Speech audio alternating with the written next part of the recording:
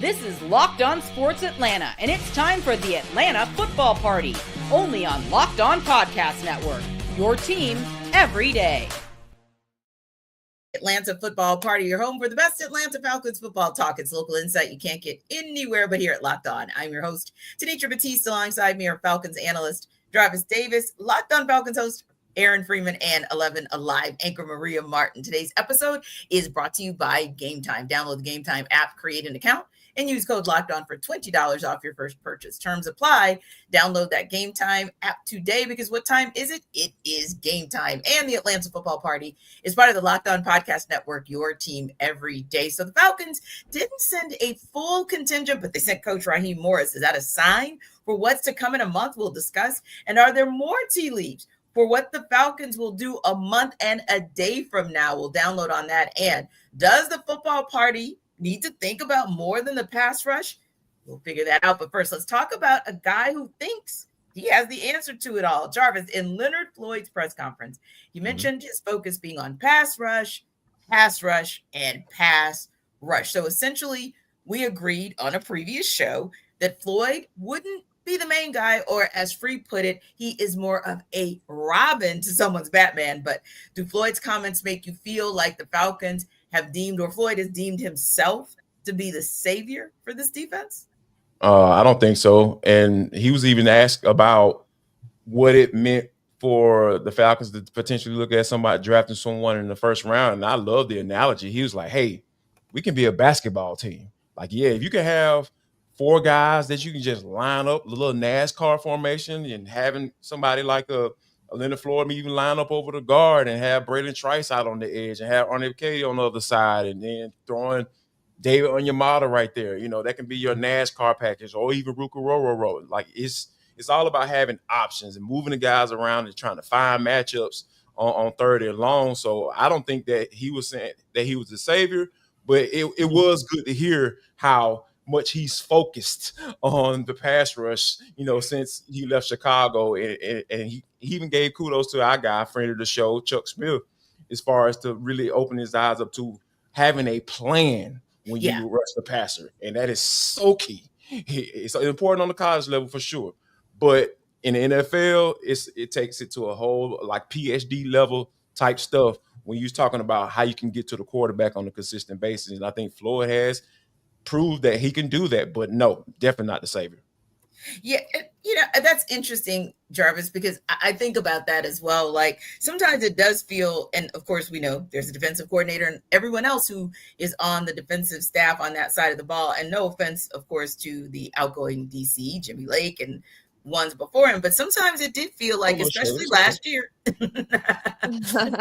felt like at times last year there wasn't a plan for the pass rush. It just felt like, okay, everybody just line up in your positions and go, and let's just see kind of what happens. So I think that is very astute of you to kind of look at his comment and say, hey, it feels like, at least from a player's perspective, there's a thought process and a plan to, okay, how do we actually make this happen? How do we affect the quarterback? How do we get him on the ground? And I'm not just waiting for a coach to tell me that, but I'm also thinking about it and strategizing it myself from a player's perspective. But again, it sounds like, hey, despite what Floyd said at the end of the day, Jarvis, you think, hey, he's still more of a Robin. And Free, do you feel like, yes, it's encouraging that he's focused solely on pass rush, that he's talking about a game plan, but ultimately he's still a Robin, and this Falcons team still needs to be out there looking for Batman? Yeah, you know, I think it's hard to get excited for me personally, to get excited about Leonard Floyd this season, just because, like, there's so many similarities and parallels between a lot of the boxes that he's checking and what Matthew Giuliano was also checking. Like, when you look at their pass rush win rate over the last couple of years, it's sort of been on the decline or whatnot. You know, you look at how they win. A lot of it is like schemed pressure rather than necessarily just going out there and beating a whole bunch of guys with pass rush moves and whatnot. And then you look at the age, and we know that, like, historically guys tend to slow down after age like 31. And the exceptions tend to be guys that are Hall of Fame caliber players, and Judon is not that, and Floyd is not that. And so it's hard to get excited about Leonard Floyd and what he's going to bring to Atlanta, just because it's like, man, it seems like the same bets that they made last year with Matthew Judon, and hopefully it'll be different this time. But I do feel like with Leonard Floyd, some of the things that he said in his presser, where he's talking about, sort of being that guy that can sort of be a mentor for some of these young players that has gone through a lot of ups and downs in his NFL career, where he was a top 10 pick that went to Chicago and had a lot of expectations and wasn't really the guy. And then they go out there and they trade for Khalil Mack, and he is the defensive player of the year and all that stuff.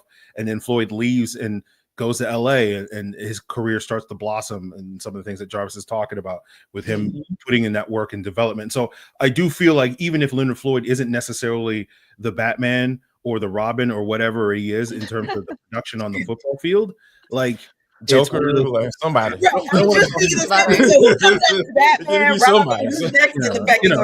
want to call him an Alfred or anything like that. Yeah, but I'm saying, dang, he's holding umbrellas. Okay, but like it's like whatever he winds up being, I do think his presence in the locker room will be beneficial to some of the young players that the Falcons have at that edge rusher position, particularly with them drafting another young player, because we know with 100% certainty that the Falcons' first round pick is definitely going to be an edge rusher. There's no doubt about it in our minds.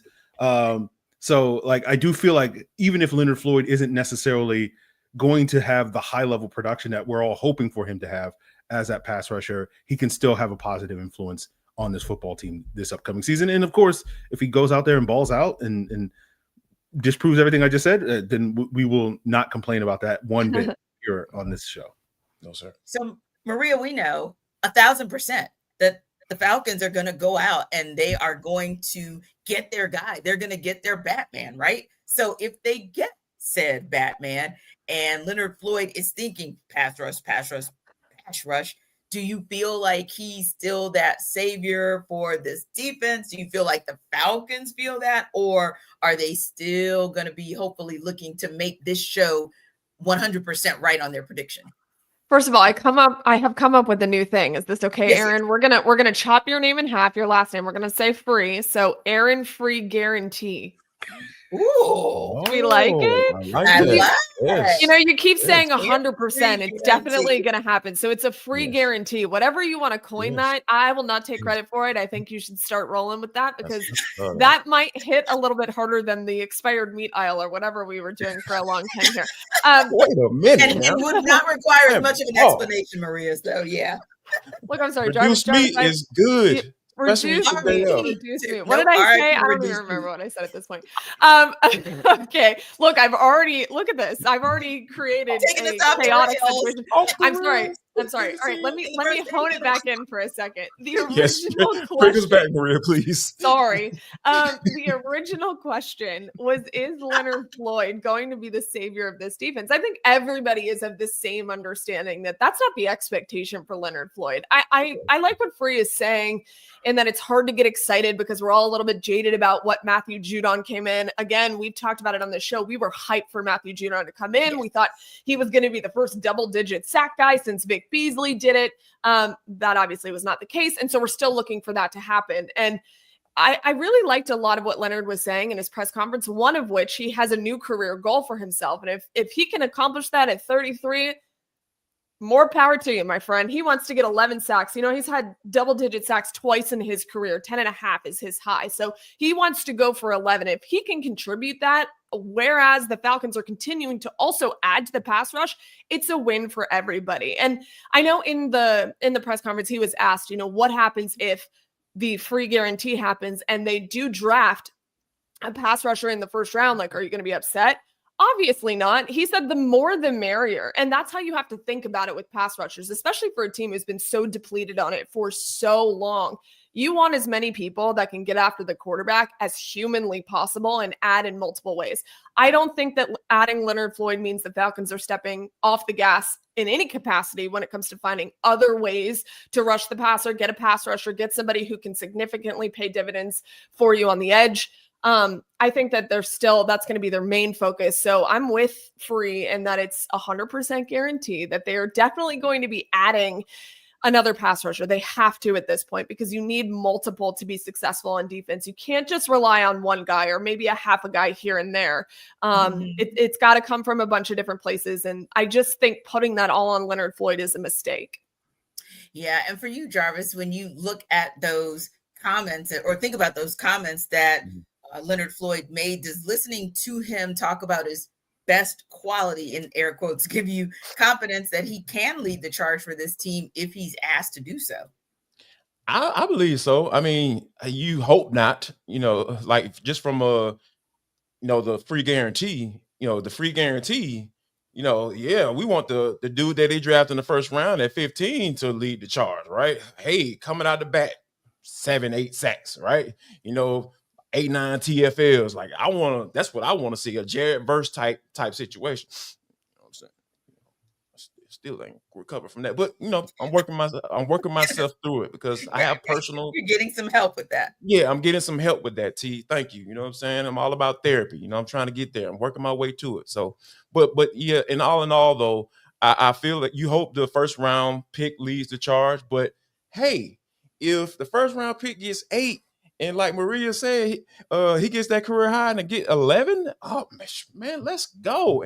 Everybody wins. On Educator get his little 6.5 sacks, right? Throw that in there. Braden Trice gets 2. You know what I'm saying? Like the expectations ain't high.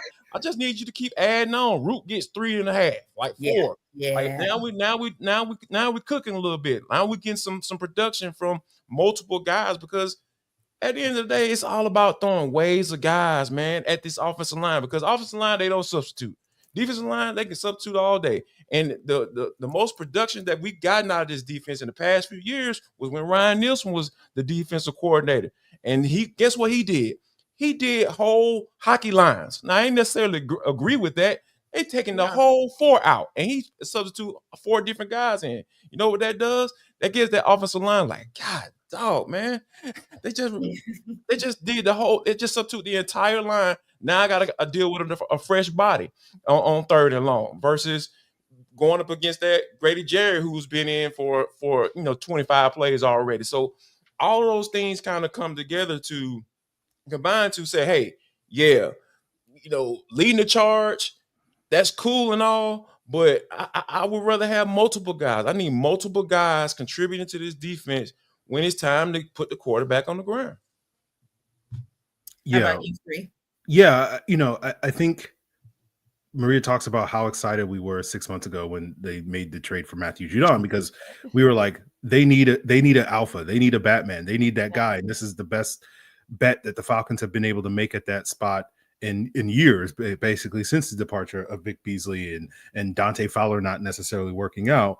And so now it's like, as Jarvis is saying, like hopefully you're not putting in a position where everything is resting on Leonard Floyd to have that sort of career high season that we're talking about for this pass rush to work, that you're hoping that, you can build a basketball team that is, 6-7 guys deep, that you can rotate and they're plus minus, talk to Brad Rowland about Locked On Hawks and whatnot, what plus minus is, but the equivalent of that with the pass rush and whatnot. So I feel like, yeah, I think in terms of what Jarvis is saying, like Leonard Floyd leading the charge, like, yeah, I'm not interested in that. I don't want Leonard Floyd to have to lead the charge. I want this Falcons team to have multiple options. And, I want to see Arnold Ebiketie make that step. I want to see that rookie pass rusher come in and impact. I want to see what Zach Harrison can do now in year 3, now that he's more comfortable playing whatever role he's going to play in this defense and whatnot. And so some of these young guys stepping up and filling, some pretty big shoes for Grady Jarrett, right? Who's a franchise cornerstone. And now you got to go out there and find that guy in round 1 that's going to be the new cornerstone for this pass rush moving forward. So I think, yeah, you want to have multiple bodies, multiple waves, and a deep rotation for this pass rush. Yeah, and I think Grady Jarrett's departure gives you more holes than one, right? Like, we're talking about Leonard Floyd and the way that he is a veteran. He's going to step in there. He even said he's not a vocal leader. He likes to lead by example. And, sometimes that works, but Grady was kind of the best of both worlds in that. And so you kind of look around and you think, who can that be now? This is a defense filled with the exception of David Onyemata, a lot of pretty young guys. And you're also asking a first-round draft pick to come in and make an immediate impact. That's what's going to happen if this free guarantee does fall through and you get a pass rusher. You need this guy to come in and produce immediately. Like, that is going to be the goal. And the thing that I think we don't talk about enough is, yes, we have seen Jeff Ulbrich as a part of this Falcon staff before, but we haven't seen the way he's evolved in his career and calls plays defensively and how that's going to translate to some of those pieces that are already in place for the Falcons. Like Braylon Trice, he doesn't have much tape on that guy. In fact, he has none. And so what does he look like in his defense? We don't know. Zach Harrison, perfect example. He could have a different role. I think Ruka Rororo will get a very more robust role in the Jeff Ulbrich defense. So I think there's a lot of evolution to this defense happening, which means that Leonard Floyd, who's on the back half of his career, similar to the conversation we had 6 months ago about Matthew Judon, they are on the decline of their career, not talking about you expect productivity to drop off, which naturally it kind of does, but this just is how it is. These are guys in their early 30s. This is kind of the tail end of it. You don't want him to be the cornerstone. That would be impossible. You need these younger guys to come in and start to become the Grady Jarretts of the world and a staple piece that you can rely on for a very long time with this franchise.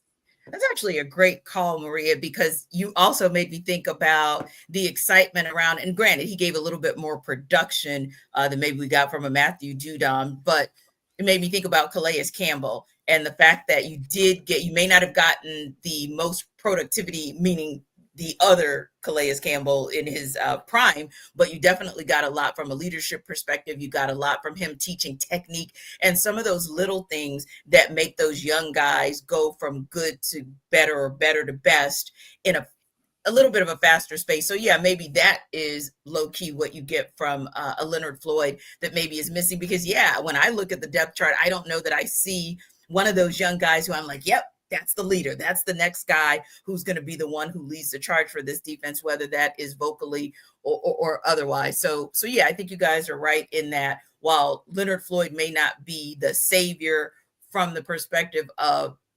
productivity and coming in with double-digit sacks, there may be some other things that he brings to the table. Now, speaking of a guy who may not bring something to the table, the Falcons didn't necessarily send a full contingent to his pro day, but they sent Ra. Is that a sign for what's to come in a month? We'll talk about that when we take it under further review.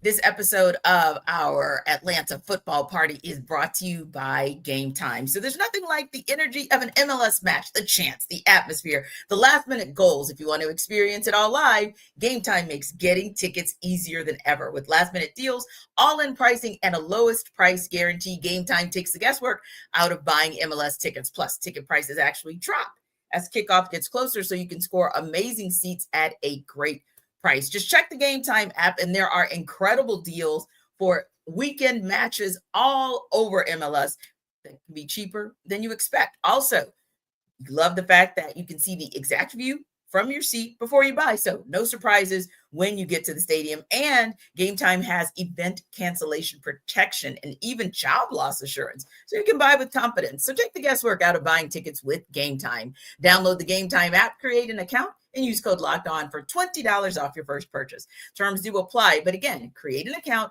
and redeem code LOCKEDON for $20 off. Download Game Time today. Last minute tickets, lowest prices guaranteed.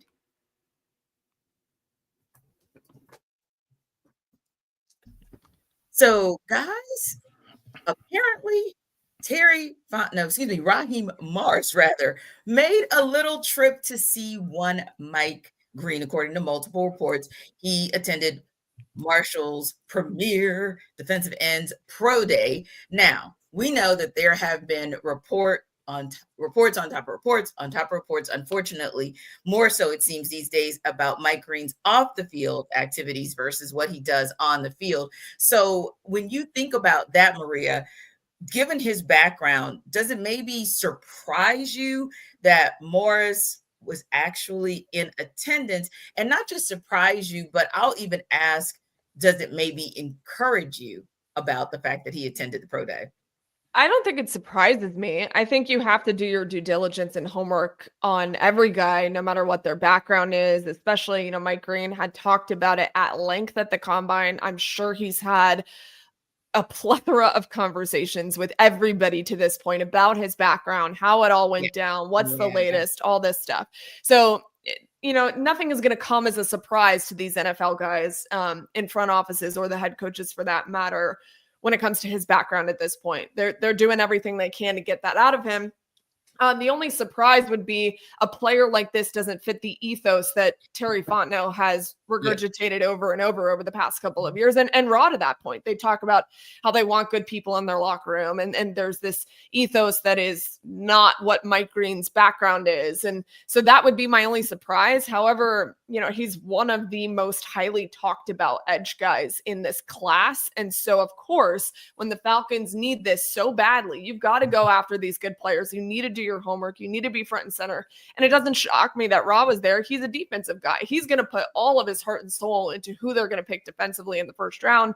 And two, Mike Green is just that good. So you have to outweigh, what do we know about this player's background? How much of it was true or untrue? What can we find out? And is it worth taking a risk on this player because he doesn't necessarily fit our ethos, but he can be productive and be productive right now? Because that's what I believe Mike Green is. He is, as we were talking about in the last segment, somebody that can come in and make an immediate impact. To me, that's Mike Green. So if you're not there, you're doing yourself a disservice.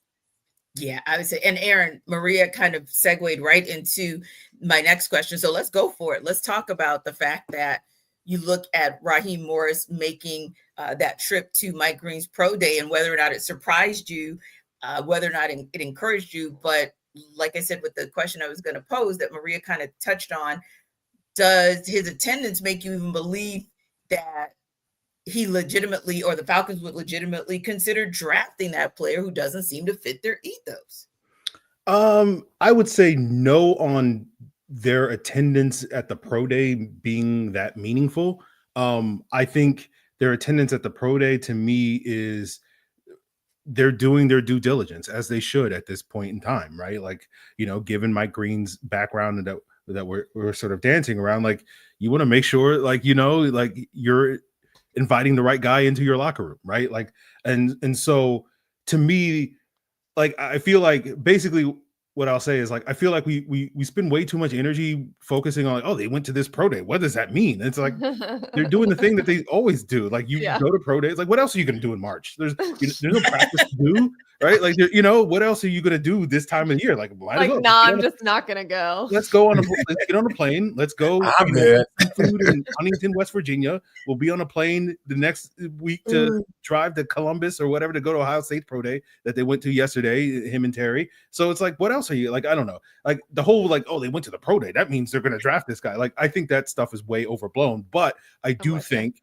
going to these pro days, meeting with these players, talking to these guys face to face, rather than doing it through Zoom, rather than doing it in an 18-minute interview at the combine or whatnot, is all the things that you have to do during this process so that you can build a draft board, so that you can feel like, okay, if Mike Green is there at 15, if we're going to take him, if, whoever else, how they stack the board, like, this is all part of this pre-draft process that teams have to go through. So I think it's good that they're there and doing this stuff, but at the same time, like, I don't think people should be like, oh, that means that the Falcons are definitely taking, like, everything we know about Terry Fontenot tells you that he's never going to tip his hand on the thing. And so if you think he's like in a disguise with glasses and a mustache and a hat, being like, wink, wink, we're going to take Mike Green at Marshall because we're at Marshall Pro Day, no one's going to recognize me. Like, it's just, I don't know. That stuff is ridiculous to me. But, I do feel like it is meaningful that they are there and talking to these players. That's basically. To further your point, think about how many times we blow up the fact that a large Falcons contingent was at Georgia's Pro Day. I mean, we talk about it all the time, and then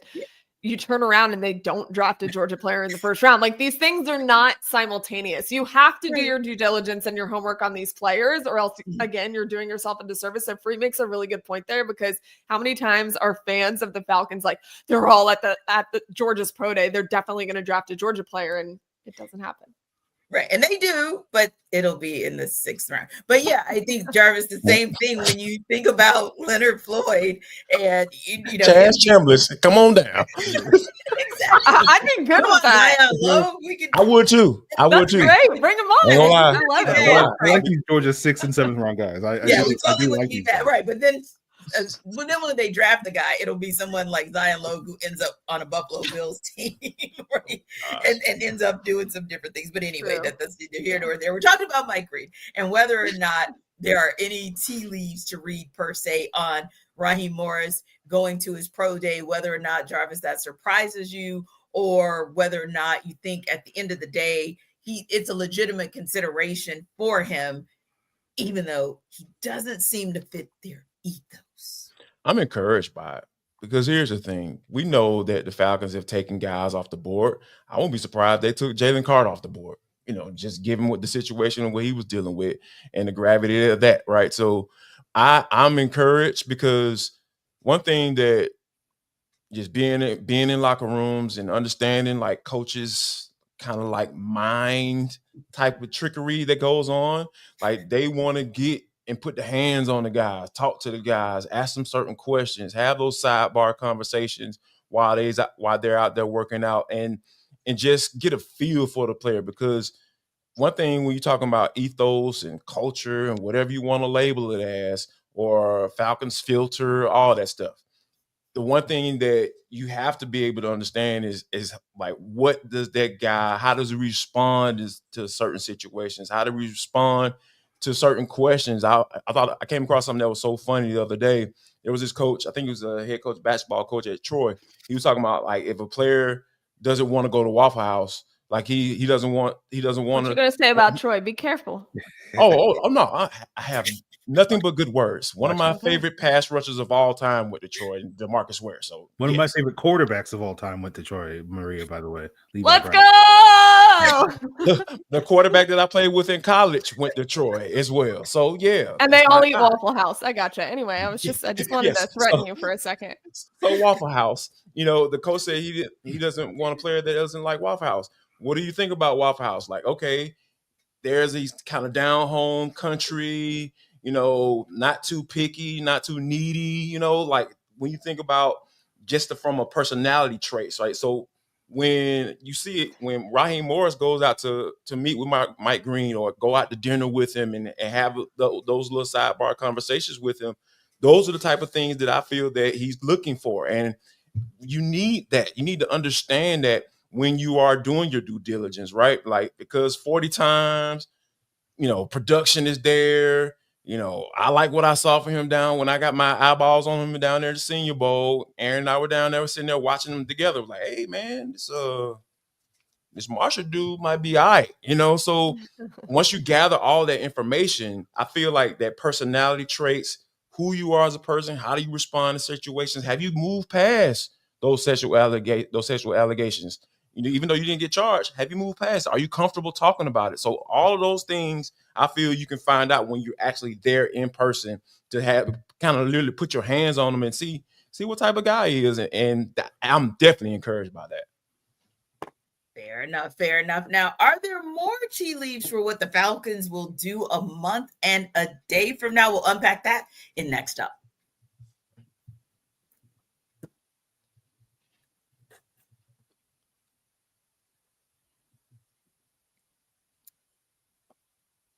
So Aaron, Kirk Cousins camp has let teams know he plans to wait until after the first night of the draft, a month and a day away, to waive his no trade clause to avoid a situation such as the one he found himself in last year. Is this the right move for Kirk Cousins? Could the decision to wait guarantee him QB2 status in a Falcons uniform? Because that's kind of a gamble. Yeah, it's definitely a toss-up. It's definitely, we'll see what happens with what these teams do in the first round, but it's understandable from Kirk's perspective. Like, why would he want to go into the exact same situation that he came into Atlanta? Like, that we talked about that last offseason where Kirk signed with Atlanta thinking, hey, man, I'm going to sign a 4-year contract. I got 2 years of guarantee. I'm going to retire here in Atlanta. It's going to be my wife's hometown team. My family's here, all this stuff. He's picturing this. And then, draft night, 10 minutes before the Falcons are on the clock, it's like, hey, Kirk, we're going to take a quarterback right here. And it's like, what?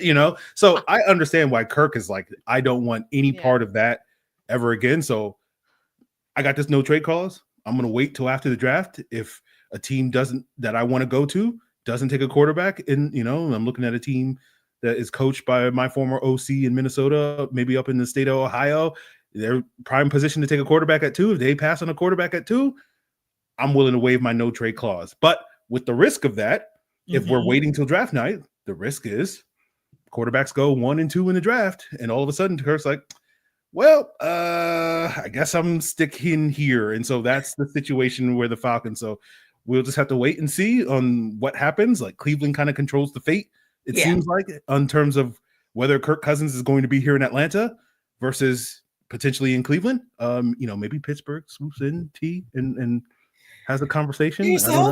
I don't want to trigger you, so No, that's the happy place. Okay, where we are now. So, but go ahead. Okay. All right. So, cool. I don't know what else to say about that. Okay. Happy place. Yeah, All you never know, right? You never know. Depends on the day of the week. I'm glad you're doing fine. I'm glad you're doing fine. But yeah. So I think this whole situation, it could blow up in the Falcons' face if Cleveland decides between now and the draft, they're like, yep, we do like Shedeur Sanders enough to take him at 2. But at the same time, like you're still hopeful, given that the sort of tea leaves seem to be suggesting that the Cleveland may not be going in that direction. So we'll just have to wait and see, on Thursday night. That was kind of my thought as well. Like it does seem like a gamble, and it is a gamble. Doesn't just seem like a gamble, but one where there are so many moving parts still. And you made a good point. I mean, we joke about it, half joking, but half serious is, yes, it's what the Browns intend to do. It's what the Falcons think that they could do, but it's also what a third team in the mix might come in and do to kind of upset the apple cart, because we've only heard one report so far that the Falcons or the Pittsburgh Steelers would consider giving up a 3rd round pick to get Kirk Cousins, but we don't know. There could be some validity to that. So it's not been refuted so far. So you never kind of know what other team or what other organization may come in and kind of mix things up. But for you, Jarvis, when you hear that Kirk's camp has let teams know that he plans to wait until after the first night of the draft to waive that no trade clause so that he can avoid a situation he found himself in just a year ago, do you think that's the right move for Kirk Cousins? Is that a good move for the Falcons? Could the decision to wait maybe guarantee him that he's going to end up as QB2 here? I think that it's good for him as far as what he wants and what his expectations are. Like, hey, I want to be a starter. So if I see that the team that potentially would be a great fit, like Free mentioned, up in Ohio, Northeast Ohio to be specific, if they don't draft a quarterback, that might be the spot for me, right? Because I'm very familiar with Kevin Stefanski's scheme, and I feel like I can be successful and all this, blah, blah, blah, blah, blah, blah, blah. Yeah. But I think that for the Falcons, it might be kind of interesting, right? Because, like, what if they do draft Shedeur Sanders? So that means the Falcons like, hey, we're fine. We're comfortable with, QB2. I know they had to say that from a negotiating standpoint, but are they really going to be comfortable with that? Because if Kirk is not going to be a starter, seemingly, hey, I'm not waiving my no trade clause. If he doesn't waive that no trade clause, the Falcons can't trade him. So I think it's going to be very interesting as we get closer to the draft, how the thing plays out. Because, like Kirk is really strong about being QB1 and not willing to usher in a new starter, because that's how he felt when he left Minnesota and he got dinged down here in Atlanta, and he's not trying to get dinged again. Right. Yeah. And I think that's actually a great point that you make too, Jarvis. As much as we think that Kirk, for all intents and purposes, has shown himself to be a quality person, a stand-up person, that would be grating to anybody's spirit. Sure. I left Minnesota. He's human. Yeah, exactly. Yeah. So I left Minnesota not to be QB2 or potentially QB2. And I come here and essentially there's the threat looming for me to be QB2. Now I am being told confidently, you're going to be QB2. Like, who wouldn't want to try to put themselves in a position where they don't have to deal with that yet again? But on the same token, it's a risky move, Maria. It's tricky because we don't know. He doesn't know whether or not that is actually going to kind of work out for him. He doesn't know whether or not that decision to wait ultimately is going to mean that he's going to end up being QB2 somehow, some way. Yeah, man, it's really high risk, high reward at this point for Kirk and his camp. They don't really have another option. This is them somewhat being backed into a corner, but also like, hey, we're going to try to create the best scenario for you possible. And this is what we need to do. We need to wait. And if anything that the 2024 draft taught us in Detroit, it's that nobody has any clue until 10 minutes before they're going to get picked. Kirk was probably incredibly confident that everything that we've been talking about, QB1, right off into the sunset. We have the best ending to our career ever. Home, blah, blah, blah. Super Yeah, Bowl, that's all why that he stuff. came here and he got Yeah. paid, and like all this stuff is magical and wonderful and great. Netflix And then all of a documentary, sudden, all that stuff. Yeah. and don't forget Kirk Cousins, right? And don't forget, which I think the Netflix documentary is a curse, but that's another segue that we don't need to talk about. Anytime that Netflix gets their hands on one of the Falcons quarterbacks, they just like evaporate into thin air. It's like wild.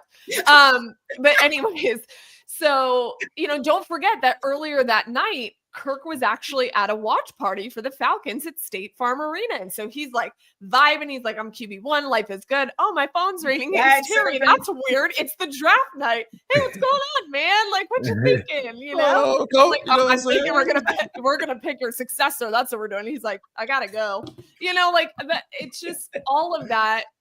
Yeah. Who wouldn't be, to your point, Tenitra, like who would not be jaded and scarred from that scenario? So I think Kirk and his camp, they're doing the best thing they can at this point. But you just simply don't know. This could go, it's one of two ways, really good or really bad. There is nothing in the middle at this point. But to be fair, Kirk's already been through the ringer. So he's like, you know what? I think at this point he's throwing caution to the wind. Like, the worst thing happened to me last year. So if it happens again, so be it. I've already been through it once. Right. And then, Free, there is another kind of twist, another kind of layer to it, because according to ESPN, the Browns are leaning toward taking Abdul Carter with that second overall pick, which means, of course, then that won't take the QB in the first round. That could open the door for them to trade for Kirk. But ultimately, we're looking at it like, okay, is this good news for the Falcons? Or is this pre-draft chatter just something that at the end of the day, it's a chess match, right? So at the end of the day, it's just posturing. I mean, what do you think about those reports about where the Browns go at 2 and how that might impact the Falcons? It's always hard with the draft stuff because ESPN, Adam Schefter at Combine time was like, the one thing I'm most sure about with the draft is the Cleveland Browns are taking a quarterback at 2. And then now it's like, well, the Cleveland Browns aren't taking a quarterback at 2. And at Combine time, the Tennessee Titans, they're desperate. They don't want to take Cam Ward number 1. And everybody's now talking, they definitely want to take Cam Ward number 1. Cam Ward at number 1, right? That changes over time. Yeah, and then 2 weeks from now, it's going to change again. And we're going to have new rumors. And then you have to balance, like, are these rumors legit or is this just smoke? Like last year, like a week before the draft, you started hearing rumors about the Falcons liking Michael Penix. It's like, this is just smoke. There is no way that the Atlanta Falcons, with their terrible pass rush and the need to draft pass rushers and having paid Kirk $100 million, are going to take a quarterback in the top 10. There's just no way. I did a whole episode saying this is ridiculous, guys. How was it a free guarantee? Was it? Yes, it was. So, we don't talk about that. So okay, sorry. It's sorry. one of those things where it's like, then you hear these rumors and it's like, what is smoke and what is real? So like I sit here and I go like, right now it looks great. Right now the Browns are definitely taking Abdul Carter. That sounds great. 2 weeks from now, it'll be like, the Browns, they did their homework on Shedeur Sanders. They really loving Shedeur Sanders. And then, as Maria said, we won't know until 5 minutes before the pick on Twitter, where someone leaks the pick, and basically that's it. That's the only time we're actually going to know officially whether this is actually going to go down. So, I say buckle up, ladies and gentlemen, and just enjoy the ride between now and then.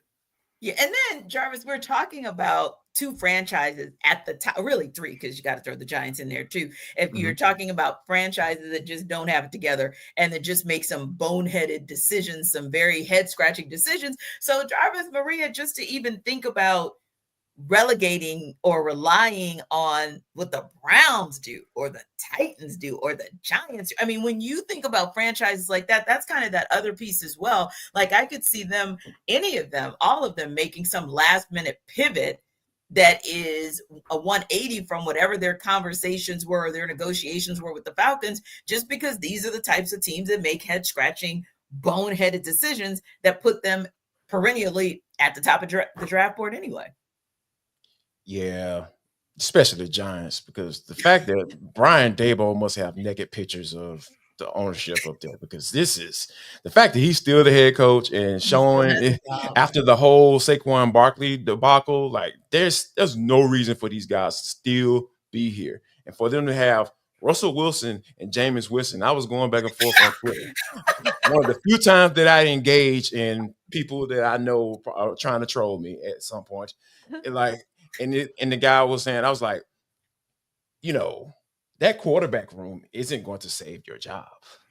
As a matter of fact, that quarterback room actually makes me think that you're trying to figure out a way to go get Mr. Manning, if he comes out, So that's so that's like my mindset when I look at organizations like you mentioned, T. I think that was a great point. Like, man, you're in a space where, okay, we hope doggone the Browns don't think that they found their quarterback of the future, because Lord knows they've had great history with picking quarterbacks of the future. I'm just thinking about names just going through my mind now. Tim Couch, and all the hype that came with him coming out of the SEC Kentucky. So it just so many different variables, like Free mentioned, when you think about leading up to this month. The month leading up to the draft is just like, oh man, so many things are going to be thrown out there. So many things are going to be said, and so many for whatever reason, right? Like, because there was a time where everybody had got cool on Mike Green. Like, oh man, nobody even talk about Mike Green anymore. Oh, he's going to fall in the draft. And Shamar Stewart, oh, he's top 10 pick. And then now he's at the back end of the draft. I wonder why. So it's just so many things that can happen leading up to the draft. But I feel like the Falcons, if this report is true, I mean, Schefter ain't gonna put too much out there that he could be potentially wrong about.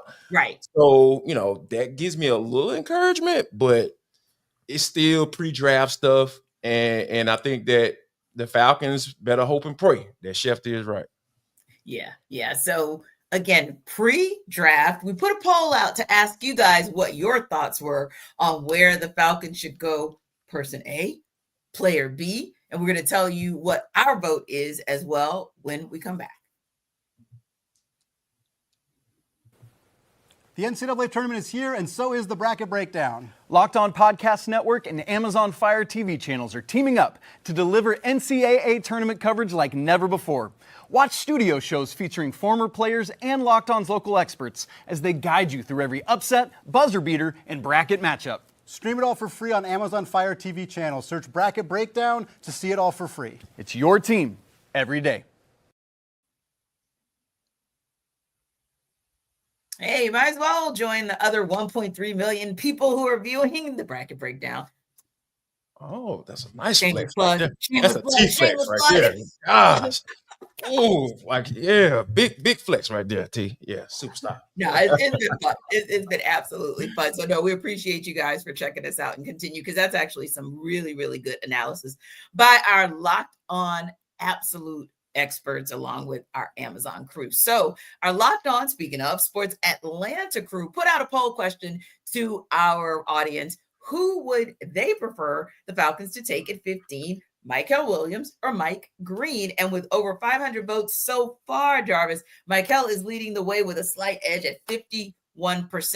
But who gets your vote? Mikel or Mike? And I'm going to give you a part 2 to this as well, because the Falcons could pick one of those guys at 15. But of course, we also know there's an option to trade back. And if they do, which player would you prefer to see them go with at that pick? But first things first, let's start with where you land on the vote. Mikel or Mike? I'm going with Mike 1,000 times out of 1,000, because here's the thing.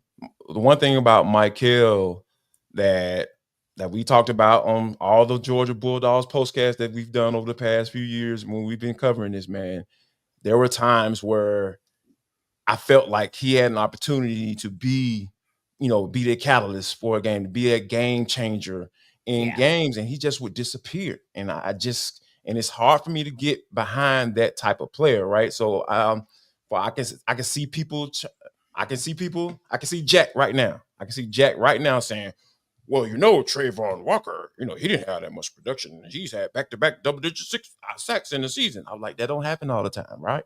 Trayvon Walker is a special case because he didn't have that much production. He didn't put the quarterback on the ground that much. And when you turned on Georgia tape, 88 was the dude that stood out consistently, right? So I think that people have to kind of temper their expectations when it comes to Mikel, because the 51% is pretty doggone strong, right?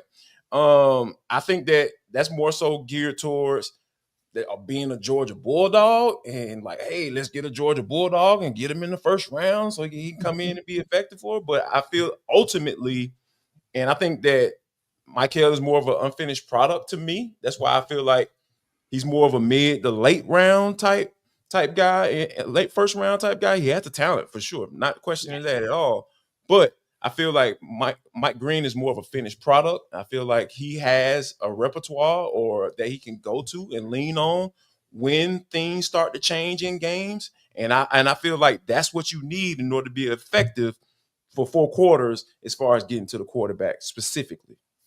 Yeah, and Marie, there could be that local bias, if you will, but there could also be Super Bowl bias and seeing what dogs are able to do. And like you mentioned, Jarvis, a Trayvon Walker, who maybe everybody wasn't convinced should have been that number 1 pick, or what was he going to do? Jarvis is raising his hand, but we've seen what Trayvon Walker was able to do. We've seen, well, we all know what do we call it? UGA North did for the Philly Dogs. Yeah. The Philly Dogs. I like that. The Philly Dogs, what they're able to do. So maybe that is also why our fan base is leading more in the direction of a Mikel Williams. But for you, who kind of gets your vote?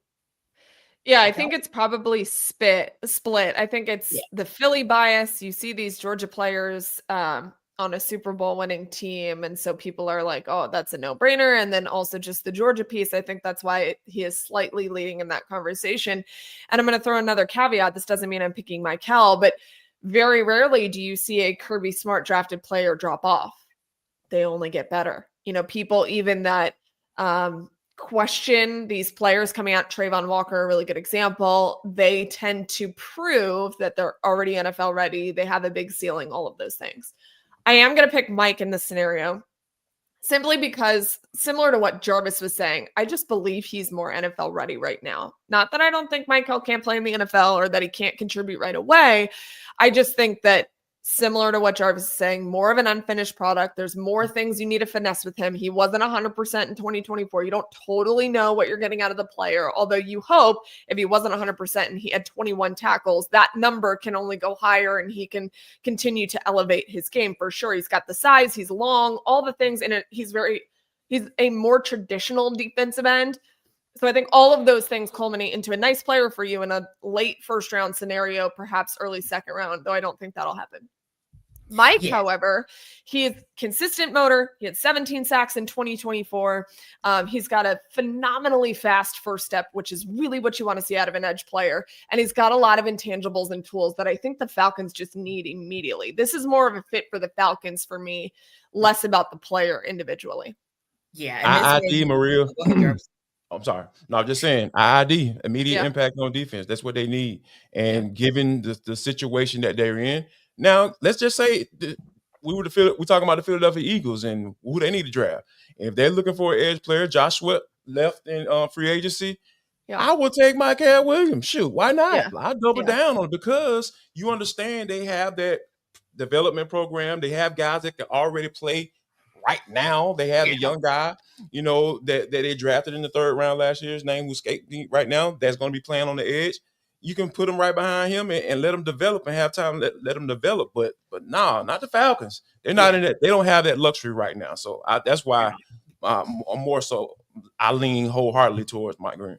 And to be fair, I think that Mike can improve. Like I don't think he's completely a finished product. I also think he can definitely improve in his rush ability, his defending the ground game. I think that is something that you look at with Mike Green and you say you can only get better from here. So just because he's a little bit more NFL ready that we're talking about doesn't mean there's not room for improvement. There certainly is. Yeah, and I think the Philadelphia Eagles are also in a position where they can experiment. So if for some reason it doesn't work out with Mikel Williams, they're going to be just fine. Their pass rush is going to be just fine. The Falcons have zero room to fail when it comes to the pass rush. They have zero room to fail. And Aaron, it may be something where you might make your decision on who gets your vote, a Mikel Williams or a Mike Green, based on sort of who has, where's the ceiling, where's the floor for either of those players. Yeah, a big thing for me is the traits. Bet on the athletic upside. There is a strong correlation that when you look at the top pass rushers in the NFL, they are all plus athletes.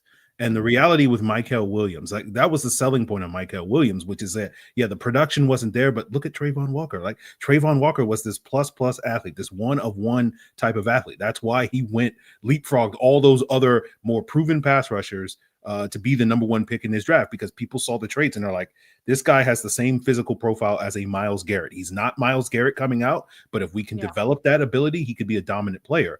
And like that's the similar selling point that you have with Mikel Williams. But then you go to the pro day a couple of weeks ago, and he's not necessarily showcase that athleticism that makes you be much more willing to buy into that type of upside. And then you contrast that with what Mike Green was doing this on Monday at his pro day with, a 95th percentile 3-cone. And the one thing that correlates the most to actual NFL production when you look at these pass rushers is those agility trusts, the 3-cone, the short shuttle, that bend, that burst that Mike Green has that you saw all over the tape. You figured he was going to test well, but it's like, okay, exactly. What are we talking about? Like a 701 3-cone? What are we talking about? A 685, 6'9"? And so when you get to 685, it's like, okay, I'm a lot more willing to buy into this potential and this upside with Mike Green now. I'm willing to take this bet because that number is kind of telling you that if you can develop, as Maria's talking about, he is not a fully formed entity, right? There's still a lot of things that he needs to work on with his pass rush plan and being able to, string moves together. He's just kind of throwing stuff out there and out athleting guys at a lower level of competition. But we know the Sun Belt produces elite NFL talent. So I made that mistake from suggesting that the Sun Belt somehow does not produce elite NFL talent. And, we know we know the Falcons are taking an edge rusher, and we know the Sun Belt produces the best quality players in the entire world. But so that being said, like I think Mike Green shows the upside. So he gets my vote at this point in time. I think Mikel, as you guys pointed out, like Philadelphia will be a perfect spot for Mikel Williams to go to, just because they don't really need him to be good right away. They can wait 3 years for him to develop. Or him not getting good. Like he can be the next Milton Williams, where you just saw that guy just kind of slowly develop over the last 4 years, break out in the Super Bowl and the playoffs, and then get paid by the New England Patriots. That could be the Mikel Williams path moving forward. He can be Milton Williams and Mikel Williams, and they can just keep that pipeline going forward. But as you guys suggested, like the Falcons need day one impact. They can't wait 3 years for Mikel Williams to develop. They can't wait 3 months for Mikel Williams, if we're being honest.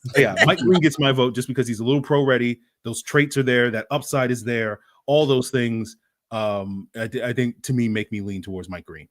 All the things. So is Terry going to cook? And what does that mean for us to say, ooh, the Falcons 8? We'll break that down when we come back.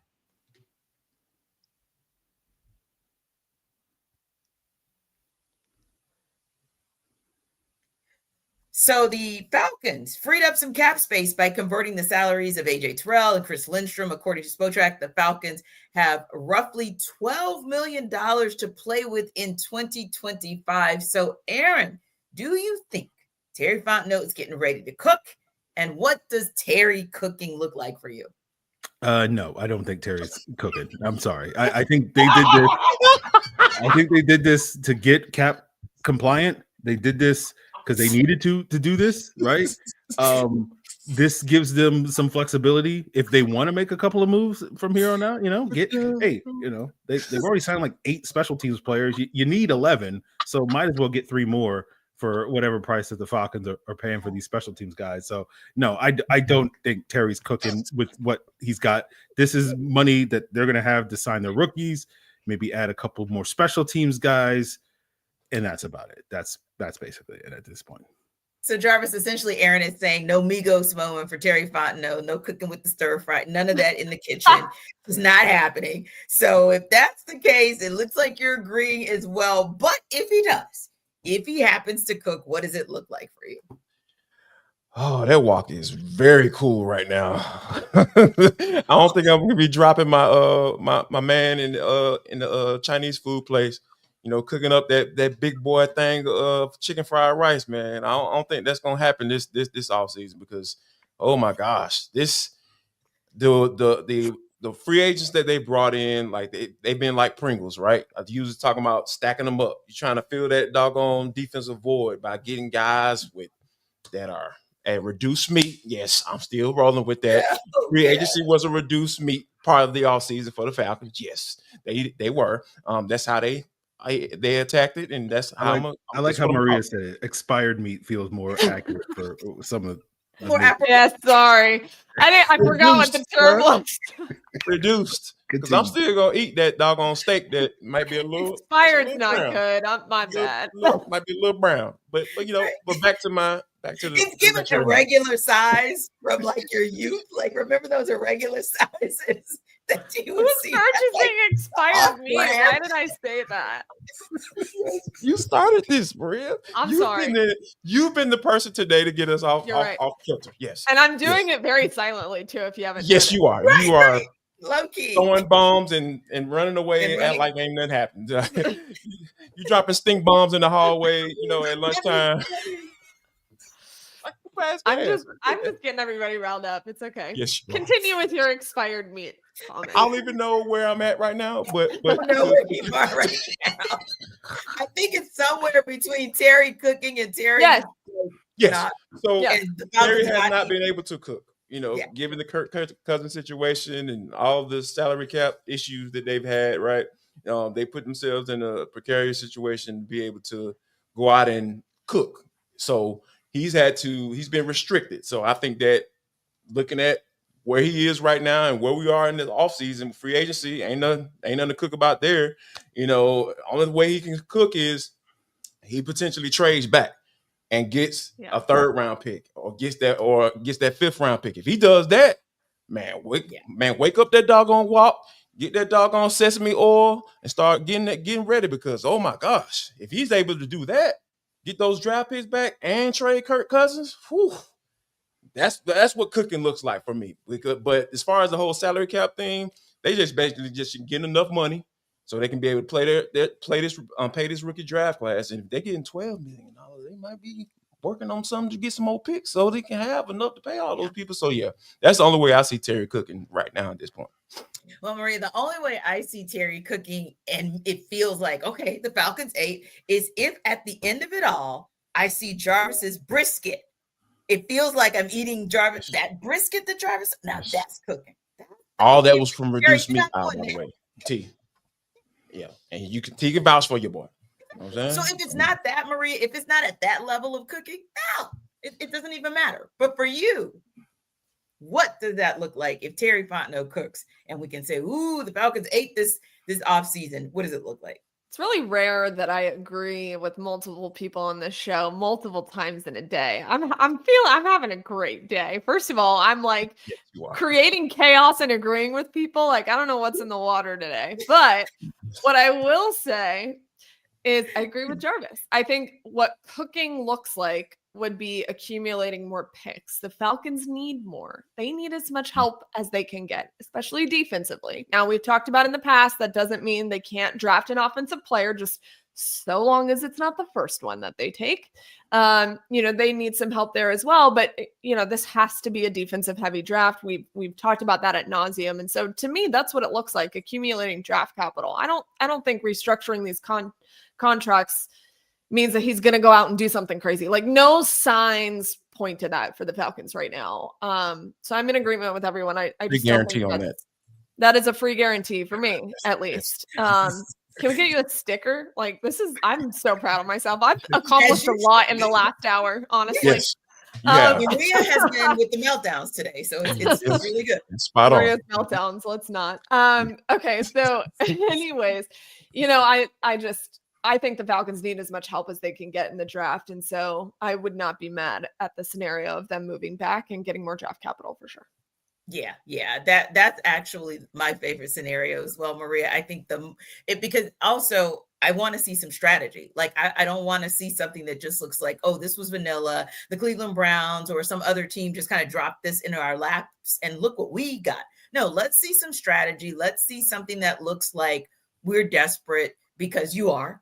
And let's see some moves that say we're going out. If we have to go out, we're going out in a ball of flames because we tried everything in Terry's 5th year, Raheem's 2nd year. And if it doesn't work, at least we can say we truly tried everything. But before we wrap up, can I give you a balls out type move that you mentioned? Yeah. What if the Falcons traded up for Abdul Carter? Ooh. Now that would be one. That would be one for the books. That would be one for the books. That's the trade that Cleveland that we're looking for, not Kirk Cousins. It's Abdul Carter. That would be, but we'll see. The thing about it though, Aaron, is that would still be very unfalcony. So for them to be able to do something that bold would still be impressive. Maybe not as impressive as getting rid of Kirk Cousins, but impressive nonetheless. But I did want to ask one question. This could be for the whole panel, but I feel like it's for Jarvis. One question before we wrap up. One of our audience members, Mikel, said at the beginning of the show, at the end of this first segment, he gave us 3 firebombs. Thank you for whatever that means.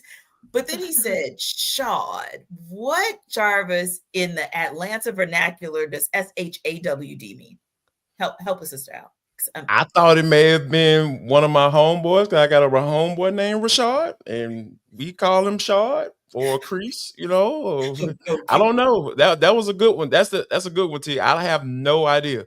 I was like, does it mean like short, like, well, you know how you guys say it. Does it mean like is that maybe? Okay. Possibly. That was just me. I mean, Maria, Aaron, if you guys can sort of figure out that cryptic code, let me know. But I was just curious. Oh no, we're already off the rails, so I figured I would just ask him one more off the rails question. Shawty. It's just an alternate spelling. Okay. Shawty. Yeah. There we go. We're going with that. That's what we're rolling with. That's what we're rolling with. Love it. Anyway, guys. Love Atlanta references. Makes me happy. It makes you happy. And the fact that Free said it in a way I could never, which he said it the right way. So we're just going to leave it right where it is. It is Locked On Sports Atlanta. It is your number one place to stop for all things Atlanta sports. And of course, our Atlanta football party is your number one place to stop as well. Don't forget to check out Aaron Freeman on Locked On Falcons, his occasional Locked On Falcons guest analyst, also the occasional sports extra analyst, Jarvis Davis, and of course, our girl, Maria Martin, who is the one and only leader of the sports extra ship. We'll see you guys for the meltdown next Thursday.